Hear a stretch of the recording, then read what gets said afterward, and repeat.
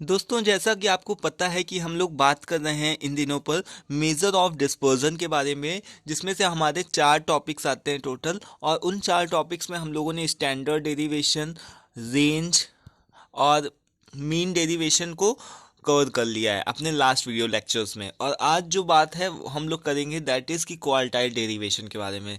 This is one of the most important topic if I talk about the measure of dispersion. ठीक है, तो यहाँ पर quartile derivation जो है वो एक काफ़ी ज़्यादा, एक आप बोल सकते हो कि बहुत ही सिंपल सा टॉपिक है। बस उसमें कुछ करना नहीं है, 2 वीडियोस के अंदर हम लोग कर लेंगे। आज की इस वीडियो में हम लोग इंडिविजुअल और डिस्क्रीट दोनों ही सीरीज को कर लेंगे। देन हम लोग आगे नेक्स्ट वीडियो में कॉन्टिन्यूअस सीरीज के बारे में डिस्कस करेंगे। ठीक है, फिर इंटर क्वार्टाइल रेंज वगैरह क्या होती है, बहुत सिंपल सिंपल से टॉपिक्स है, कुछ इसमें है नहीं। ठीक है, तो चलिए बात करते हैं। अगर आपको पहले के पुराने जो भी टॉपिक्स वगैरह ना वो सारे क्लियर है तो आपको यहाँ पर कोई भी प्रॉब्लम नहीं होने वाली है। यहाँ पर क्वार्टाइल, जैसा कि हम लोगों ने जब मेजर ऑफ सेंटर टेंडेंसी पढ़ रहे थे तो हम लोगों ने क्वार्टाइल टर्म को डिस्कस किया था। क्वार्टाइल टर्म क्या होता है, जो कि ऐसा टर्म जो मतलब ऐसी चीज़ होती है क्वार्टाइल जिसको हम अगर 4 से किसी चीज़ को डिवाइड कर दें, ठीक है, तो दैट इज़ कॉल्ड क्वार्टाइल। मतलब कि फोर्थ पार्ट या फिर 4 पार्ट किसी के बोल सकते हो, उसको हम क्वार्टाइल बोल सकते हैं। ठीक है, तो क्वार्टाइल में क्या होता है कि बेसिकली हम लोग क्या करते हैं, जो भी हमारी चीज़ें आती हैं उसको हम लोग 4 से डिवाइड कर देते हैं। n+1, ये आपने फॉर्मूले को पढ़ा होगा। ठीक है, हम लोग जब quartile measure of centre tendency को पढ़ रहे थे तब हम लोगों ने देखा था। तो अगर आपसे ये पूछता है क्वेश्चन में, अगर ये बोलता है कि आपको क्वार्टाइल डेरिवेशन को निकालना है, क्वार्टाइल डेरिवेशन को निकालने का एक सिंपल सा फॉर्मूला होता है, that is Q3 minus Q1/2। ठीक है, Q3 - Q1/2। अब अगर आपसे यही चीज़ पूछ ले कि इंटर क्वार्टाइल रेंज बताओ, तो आपको क्या करना है, Q3 - Q1 कर देना है। ये आपका क्या बन जाएगा, केवल अगर डिवाइड बाई 2 नहीं लगाओगे तो ये आपकी बन जाएगी इंटर क्वार्टाइल रेंज। ठीक है, यहाँ पर लिखा भी होगा interquartile range is equals to Q3 - Q1। अब ये आपको पता है कि Q क्या होता है, Q आपका होता है क्वार्टाइल। जैसा कि आपको पता है कि हमने जैसे बताया क्वार्टाइल में कितने पार्ट्स हो सकते हैं, 4। तो 1, 2, 3, इसके 3 ही पार्ट्स बन सकते हैं। ठीक है, एक कमी बनेगा, 3 ही बन सकते हैं इसके पार्ट, Q1, Q2, Q3, यही 3 चीज़ों को हम निकाल सकते हैं। इस वजह से Q3 - Q1 मतलब सबसे लार्जेस्ट वाला, उसके बाद में सबसे स्मॉलेस्ट वाला, बस इतना चीज़ आपको ध्यान रखनी है। फिर अगर आपसे कभी ये भी पूछ लें ना कि क्वेश्चन में अगर ये भी पूछ ले कि कोफिशिएंट बताओ क्वार्टाइल डेरिवेशन को, तो आपको क्या निकालना है, Q3 निकालना है माइनस Q1/Q3 प्लस Q1। इतना ये फॉर्मूले आपको ध्यान रखने, इन्हीं फॉर्मूले के ऊपर बेस्ड होकर के हम लोग पूरी सारी चीज़ें जो भी है वो आज निकालना सीख लेंगे। ठीक है, तो चलिए स्टार्ट करते हैं। यहाँ पर क्वेश्चन देखिएगा आप लोग, क्या लिखा हुआ है कि कंप्यूट क्वार्टाइल डेरिवेशन। यहाँ पर मतलब कि पूछा है कि क्वार्टाइल डेरिवेशन के बताओ और कोफिशिएंट ऑफ क्वार्टाइल डेरिवेशन बताओ। ठीक है, फॉर्म द फॉलोइंग डेटा।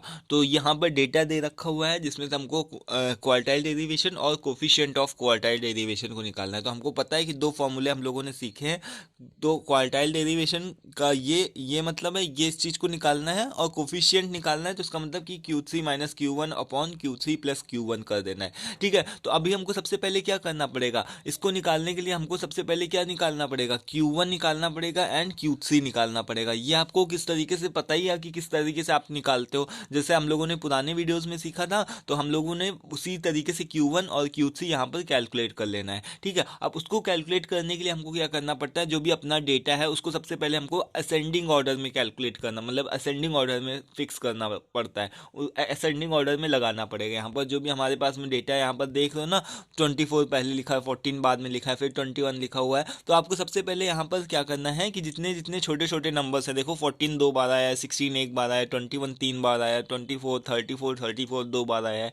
इस तरीके से आपको क्या करना है, यहाँ पर से अपने डेटा को असेंडिंग ऑर्डर में कैलकुलेट कर लेना है, जो भी है असेंडिंग ऑर्डर में लगा देना है। उसके बाद में Q1 निकालने के लिए आपको पता है कि ये फॉर्मूला होता है, जब आप क्वार्टाइल पढ़ रहे थे, क्वार्टाइल के बारे में, क्वार्टाइल डिसाइल परसेंटाइल आपने पढ़ा हुआ है ना, तो Q1 को किस तरीके से आप निकालते हो, n+1/4th टर्म। ठीक है, तो यहाँ पर n कितना है, यहाँ पर हम लोगों ने देख लिया 1 2 3 4 5 6, अगर आप टोटल करोगे इसका तो यहाँ पर 19 नंबर्स आएंगे। ठीक है, तो 19+1 यानी कि n कितना है हमारा, 19+1/4, तो 20/4, 20/4 यानी कि फिफ्थ टर्म। तो फिफ्थ टर्म हम देखेंगे जा करके, सबसे पहले इसको अगर हमने असेंडिंग ऑर्डर में लगा करके रखा होगा ना, तो हमको फिफ्थ टर्म ढूंढने में आसानी हो जाएगी। तो 1 2 3 4 5 21 आ रहा है ना। फिफ्थ टर्म हमारा कौन सा आ रहा है, 21 आ रहा है। तो 21 हमारा क्या हो गया, Q1 हमारे पास में इस तरीके से निकल करके आ गया। Q1 कितना है, 21। अब हमको Q3 कैलकुलेट करना है। Q3 कैलकुलेट करने के लिए हमारे पास फॉर्मूला सेम रहता है, बट आगे हम लोग 3 आगे और एक लगा देते हैं, ठीक है। तो Q3 को इस तरीके से हम कैलकुलेट कर सकते हैं। तो यहाँ पर देख लो आप, Q3 को निकालने के लिए यहाँ पर हमने निकाल दिया है, 3 आगे और लगा दिया है। बस हमने कितना लिख दिया, फिफ्थ टर्म के साथ में 3 को वो कर दो, 15th टर्म आ जाएगा, 15th आइटम आ जाएगा। तो यहाँ पर से देख लो चल करके 15th आइटम कौन सा पड़ रहा है। तो 1 2 3 4 5 6 7 8 9 10 11 12 13 14 15 15 आइटम ये पड़ेगा, 100 पड़ेगा। तो यहाँ पर हमारा Q3 कितना आ जाएगा, 100 आ जाएगा, ठीक है। अब हमारे पास Q1 और Q3 आ चुके हैं। Q1 और Q3 आने के बाद में हम क्या करेंगे, जस्ट सिंपल सा फॉर्मूला अपना लगाएंगे यहाँ पर क्वार्टाइल डेरिवेशन का, और क्वार्टाइल डेरिवेशन का फॉर्मूला को यहाँ पर पुट कर देंगे, Q3 माइनस Q1 100 माइनस 21/2, ये हमारा आ जाएगा क्वार्टाइल डेरिवेशन। और कोफिशिएंट की अगर बात करते हैं तो कोफिशिएंट भी इसका आ जाएगा यहाँ पर, कोफिशिएंट ऑफ क्वार्टाइल डेरिवेशन में Q3 minus Q1/Q3 plus Q1 करोगे तो यहाँ पर आपका इसका कोफिशिएंट भी निकल करके आ जाएगा। कैलकुलेटर ले जाना अलाउड है एग्जामिनेशंस के अंदर, ये चीज़ आपको ध्यान रखनी है, ठीक है। उसके बाद फिर यहाँ पर आप देख पा रहे हो कि यहाँ पर जो हमारे पास में नेक्स्ट क्वेश्चन है उसमें हमारे पास फ्रीक्वेंसीज भी गिवन है, यानी कि ये हमारी कौन सी सीरीज हुई, ये हमारी है डिस्क्रीट सीरीज, ठीक है, डिस्क्रीट सीरीज है। तो डिस्क्रीट सीरीज के लिए हमको किस तरीके से क्वेश्चन में पूछ रहा है कि किस तरीके से क्वार्टाइल डेरिवेशन निकालना है and coefficient of quartile derivation निकालना है। दो चीज़ें हमको निकालनी है जब हमको डिस्क्रीट सीरीज दे रखी हो। तो डिस्क्रीट सीरीज के लिए दोस्तों यहाँ पर आपको पता है कि जब भी आप Q निकालते हो, है ना, जैसे Q1 निकालते हो, Q3 निकालते हो, तो किस तरीके से निकाला जाता है, हमने बताया था आपको किस तरीके से निकाला जाता है Q1 एंड Q3। तो उसके लिए आपको जो भी X है, F है, कुमुलेटिव जो भी फ्रिक्वेंसीज हैं उनको हमको सबसे पहले कैलकुलेट कर लेना है। कुमुलेटिव फ्रिक्वेंसीज पता है कैसे कैलकुलेट करते हो, ऊपर वाली फिक्स करते हो, देन 2 + 4 6 6 + 16 22, इस तरीके से आप सारी की सारी क्यूमुलेटिव फ्रिक्वेंसीज जो होती है उसको कैलकुलेट कर लेते हो न। और यहाँ पर आप देख पा रहे हो कि इधर साइड में जो n है, मतलब कि जो फ्रीक्वेंसीज है उसका सम कितना है, 139, और कुमुलेटिव का लास्ट वाला डिजिट कौन सी है, वो भी 139। इसका मतलब कि हमारी जो कैलकुलेशन है वो बिल्कुल करेक्ट है, ठीक है। अब हम यहाँ पर नेक्स्ट स्टेप पे आते हैं, तो देखते हैं कि Q1 जब हम कैलकुलेट करते हैं, Q1 कैलकुलेट करने के लिए यही फॉर्मूले को लगाते हैं, n+1/4 आइटम, ठीक है।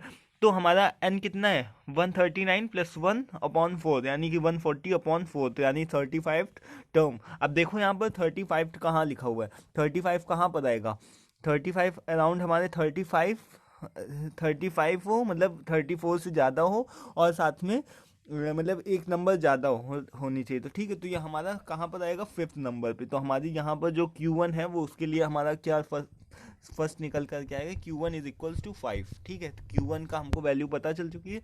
इसी तरीके से Q3 को भी हम कैलकुलेट कर लेंगे। 3 से हम 35 को डिवाइड कर देंगे, क्योंकि Q3 का फॉर्मूला क्या होता है, n+1/4 इंटू थर्ड आइटम है ना।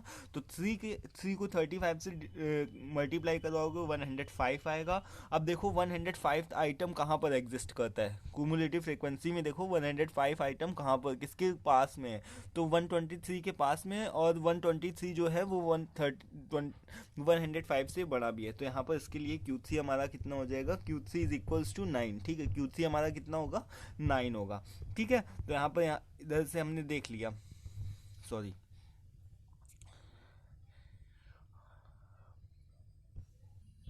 यहाँ पर देख रहे हो आप कि जो 123 है ना, 123 के लिए इसीलिए मैं आपसे बोलता हूँ कि हर जो भी वैल्यूज़ है उसके सामने उसको लिखा करो। यहाँ पर मैंने गलती कर रखी हुई है, देखो यहाँ पर इसके लिए हमारी 8th वैल्यू निकल करके आ रही, ठीक है। इसी वजह से मैंने 9 बोल दिया, तो 9 इनकरेक्ट है। इसके लिए हमको 123 के लिए हमारे लिए कौन सी करेक्ट होगी, 8th, ठीक है। तो 8th वैल्यू यहाँ पर से हमारी जो Q1 है और Q3 है वो दोनों निकल करके आ चुके हैं। अब डेरिवेशन का फॉर्मूला लगाएंगे, जो क्वार्टाइल डेरिवेशन होता है उसका फॉर्मूला लगाएंगे, Q3 माइनस Q1, 8 माइनस 5 3/2 यानी कि 1.5, इसका हमारे पास में आंसर आ जाएगा। और जब भी हमको पूछेगा कि कोफिशिएंट ऑफ क्वार्टाइल डेरिवेशन बताओ, तो आपको पता है उसका भी formula Q3 minus Q1/Q3 plus Q1।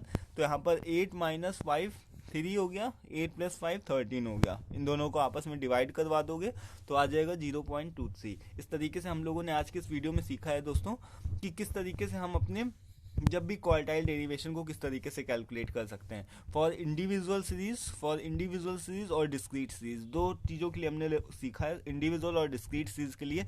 Continuous series के बारे में हम लोग नेक्स्ट वीडियो लेक्चर में डिस्कस करेंगे और इंटर क्वार्टाइल रेंज के क्वेश्चन को भी देखेंगे। ठीक है, तो आज की वीडियो में फिलहाल इतना ही रखते हैं।